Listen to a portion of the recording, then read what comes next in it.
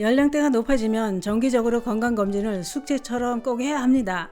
특히 위내시경, 장내시경은 꼭 받아봐야 안심이 되는데요.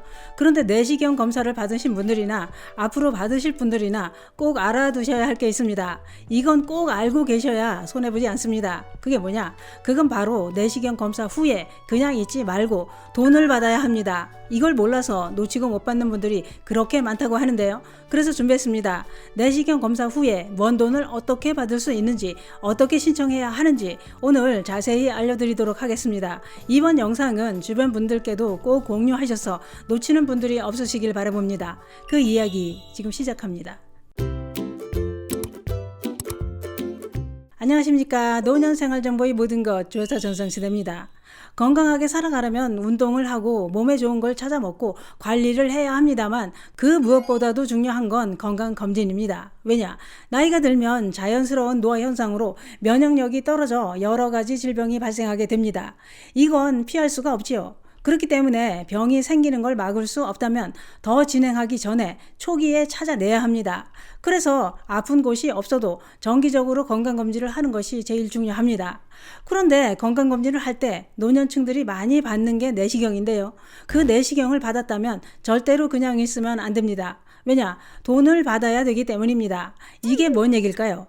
우리는 내시경 검사를 받을 때 돈을 주고 검사를 합니다. 그런데 돈을 받는다니 진짜로 돈을 주기는 할까요? 그렇습니다. 받을 수 있습니다. 어떻게 받느냐? 그것은 바로 보험금입니다. 보험 얘기에 실망하셨다면 손해볼 수 있습니다. 보험금은 암이나 수술을 했을 때나 주는 거 아니냐 이렇게 생각하실 수도 있습니다만 위내시경, 대장내시경을 받았을 때 암이 아니래도 보험금 청구가 가능한 경우가 있었습니다. 그것도 총 4가지나 됩니다. 이걸 몰라서 못 받고 있는 경우가 그렇게 많다는 겁니다. 그래서 이 보험금은 아는 사람만 받아간다는 거죠. 우선 내시경 검사 후 보험금을 청구할 수 있는 첫 번째 경우는 이렇습니다. 그것은 바로 의사의 권유로 내시경 검사를 받았을 때 청구할 수 있습니다. 여기서 분명히 알아두셔야 할 게 있는데요.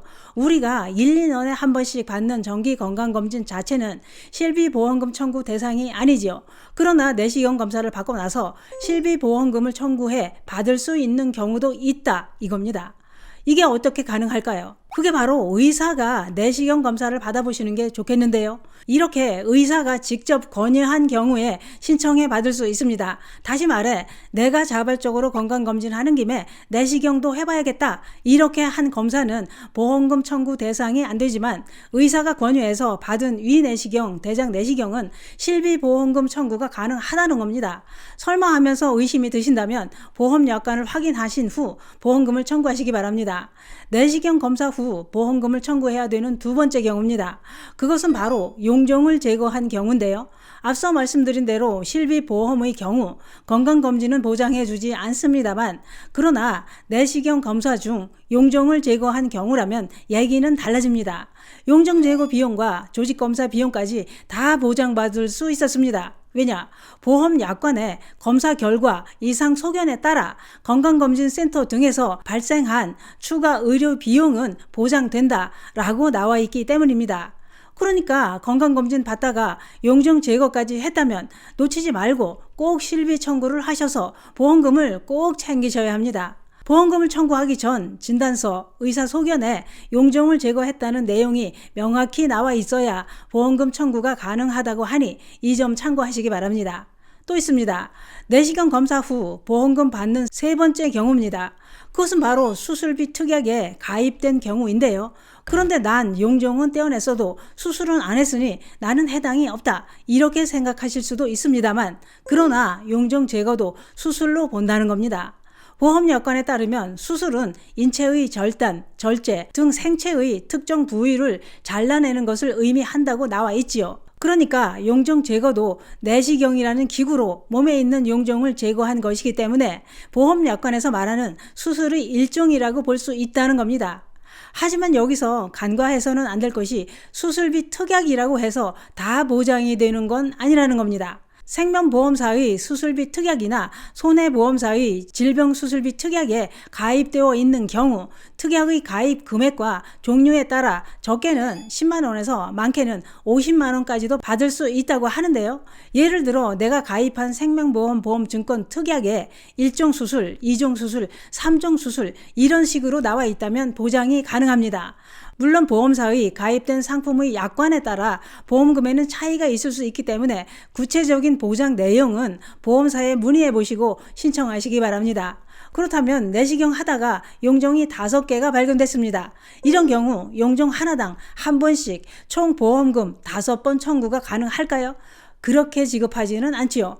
용종을 5개를 제거했든 10개를 제거했든 보험금은 딱 한 번만 지급한다고 합니다. 그러면 작년에 용종을 제거했는데 올해 검사에서 또 용종이 발견되었다면 이럴 땐 어떻게 될까요? 1년에 한 번씩 용종 제거를 한 경우는 매년 한 번씩 보험금이 지급된다고 하니 이 점도 참고하시기 바랍니다. 그런데 문제는 나 용종 제거했는데 한 푼도 못 받았다. 몰라서 놓쳤는데 지금이라도 신청해 볼까? 이런 분들도 많습니다. 그럴 경우 만약 용종 제거 후 3년이 지나지 않았다면 보험금 청구가 가능하다고 합니다. 하지만 보험금 청구 시효는 3년이기 때문에 3년보다 더 이전에 받은 용종 제거는 청구 시효가 지나 보상을 받기는 어렵다고 하니 이 점도 참고하시기 바랍니다. 내시경 검사 후 보험금을 청구할 수 있는 경우 네 번째입니다. 그것은 바로 제자리 암일 경우인데요. 우리가 내시경 검사를 하고 용종을 떼어내면 조직 검사를 하게 되는데요. 그런데 그 결과 제자리 암에 해당된다면 유사암 진단금도 받을 수 있다고 합니다. 그런데 제자리 암이란 무엇이냐? 그것은 영기에 해당하는 극초기의 암을 의미한다고 합니다. 종양이 장기 가장 바깥 부분인 점막까지 발생했지만 점막 하층까지는 도달하지 못한 상태를 의미한다고 하는데요. 즉 용종 제거를 해서 조직 검사를 해봤더니 극초기 단계인 제자리 암에 해당된다. 이런 진단을 받았다면 보험금 청구를 꼭 하셔야 합니다.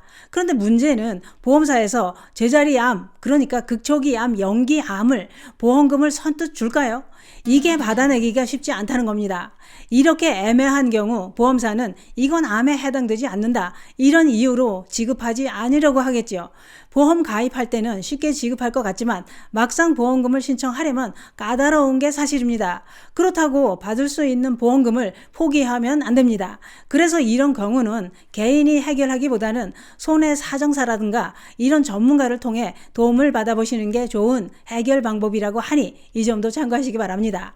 오늘은 내시경 검사 후 보험금 받는 방법에 대해 알려드렸는데요. 앞서 말씀드린 4가지 경우에 해당되신다면 늦기 전에 서둘러 보험금 청구하시기 바랍니다.